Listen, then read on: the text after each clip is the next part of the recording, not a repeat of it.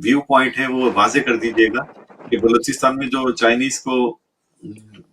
China को या पाकिस्तानी फौज को जो सामना करना पड़ा था, तो सिंध में क्या सूरत हाल हो सकती है और आने वाले दिनों में हम क्या देख रहे हैं कि हम पे लाजमी बात है कि जैसे उन्होंने बलूचिस्तान में लोगों को शहीद साथियों को शहीद किया हुआ है, शर्मचारों को, तो ये जबर हम पे तो जारी है, तो इस पे भी शिद्दत आएगी। तो हमें इसके मुकाबले के लिए कैसे तैयार रहना है, ये प्लीज बात कीजिए।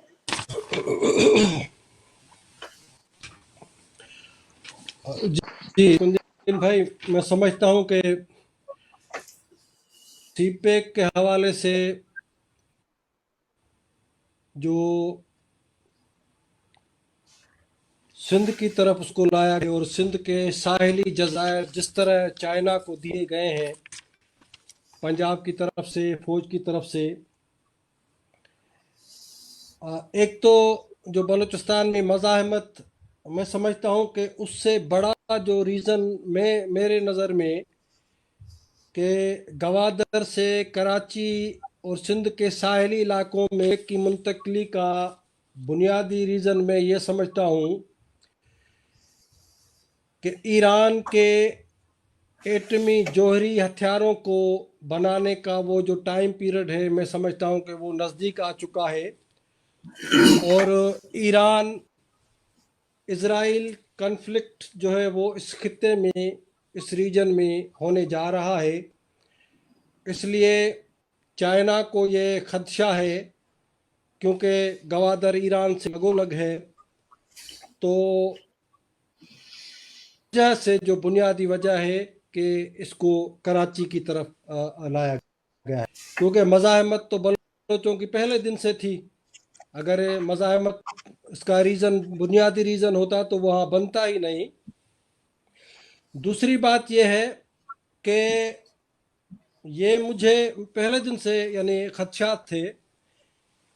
कि आड़ में पाकिस्तान में अपने स्ट्रेटेजिक जो रूट्स हैं, यानी रास्ते और ये बयाबानों में दूर दराज तक पूरे इस खित्ते में वो इससे बनवाएंगे। अल्टीमेटली इनको आना कराची में ही था और कराची में इस वजह से भी कि चाइना हिंदुस्तान के खिलाफ जिस तरह घेराबंदी कर रहा है, आप कराची के जजायर पर जाके खड़े हो तो आपको मुंबई की जो लाइट्स हैं वो नज़र आएंगी और वो शहर भी नज़र आएगा। सो सिंध के साहिली इलाकों में चाइना की तरफ से जो नेवल बेस बन रहे हैं और कराची शहर हो या सिंध के दीगर शहर जिस तरह चाइना को दिए गए हैं, मैं समझता हूँ कि ये पाकिस्तान की तरफ से हमारी रीजन को जंग में धकेलने की बहुत बड़ी साजिश है। जैसे मैंने पहले भी कहा कि सिंधु देश की आज़ादी की तहरीक किस तरह रीजनल और ग्लोबली इंटरनेशनल जो ममालिक हैं या वर्ल्ड के जो मफादात हैं उनसे हमारी कौमी आज़ादी किस तरह जुड़ी हुई है। नंबर एक कि पूरे रीजन में पाकिस्तानी रियासत और उसके खुफिया इदारे जिस तरह मजहबी इंतहा पसंदों को, दहशतगर्द ग्रोहों को रीऑर्गेनाइज कर रहे हैं, माजी में उन्होंने ऑर्गेनाइज किया, पूरे रीजन में उन्होंने दहशतगर्दी फैलाई, तो अब भी पाकिस्तान अफगानिस्तान में बेस एरियाज बना रहा है टेररिज्म के, दहशतगर्दों के, जिन दहशतगर्दों को, और मैं ये हिंदुस्तान की क़यादत को बताना चाहता हूँ कि जिस तरह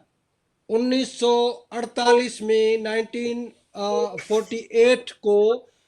कश्मीर के अंदर ये कबायलियों के नाम पर पाकिस्तान ने दहशतगर्दों के अम्बोह को भेजा था बहुत बड़े यानी तादाद में,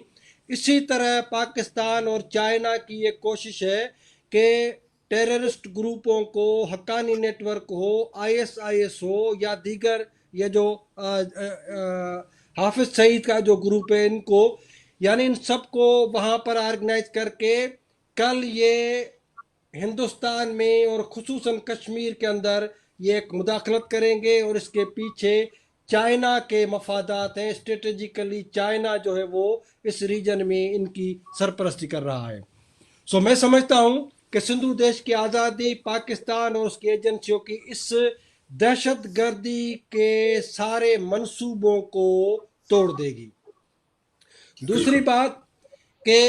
हिंदी महासागर में ये जो साहिल समंदर है हमारा, वहां पर चाइनीज नेवी आ रही है, तो ये क्या करेगी यहां पर? जाहिर है ये कराची में कोई पकोड़े तलने तो आ नहीं रहे हैं, वो तो फौज पहले कर रही है काम। तो ये जो पूरा हमारा रीजन और ग्लोबली जो जंग की तरफ जा रहे हैं, उसमें पाकिस्तान चीन से मिलकर गठजोड़ करके इस इलाके में चाइना की नेवी को ला रहा है, ताकि हिंदुस्तान के खिलाफ कल अगर चाइना कुछ करता है तो ये पूरी यानी इस जंग की जो सहूलतकारी है वो पाकिस्तान करेगा, और जिससे पूरी दुनिया एक किस्म के खतरे में, जंग के खतरे में धकेली जाएगी। मैं समझता हूं कि यह दूसरा पॉइंट है कि रीजनली अगर हम चाहते हैं कि टेररिज्म को ख़त्म किया जाए, इंटरनेशनली इंडो पैसिफिक से लेकर ये जो साउथ ईस्ट एशिया के जो हमारे इलाके हैं, इन सारे इलाकों में जंग जो है वो अब नूस नूस कर रही है। वो चाइना का ताइवान के खिलाफ जारी है, वो नॉर्थ कोरिया के एटमी धमाके और अमेरिका के खिलाफ उनका जो एग्रेशन हो या जो उसकी बिहेवियर है, और ये जो गवादर से लेकर कराची के साहिल समंदर तक ये चाइना को देना पाकिस्तान की तरफ से, तो मैं समझता हूं कि पूरा इलाका और पूरा वर्ल्ड जो है वो जंग लड़ेगा, जो जंग पानियों में लड़ी जाएगी, और वो खिता हमारा होगा। और बिल्कुल इस पूरे खिते के साथ अगर आप देखेंगे कि चाइना इस पूरे दहशतगर्द जितनी कंट्रीज हैं उनकी सरपरस्ती कर रहा है। तो नॉर्थ कोरिया, पाकिस्तान, तुर्की की जो खिलाफत की बहाली है, ये भी एक बहुत बड़ी साजिश है कि तुर्क खिलाफत जो है ऑटोमन एम्पायर को ये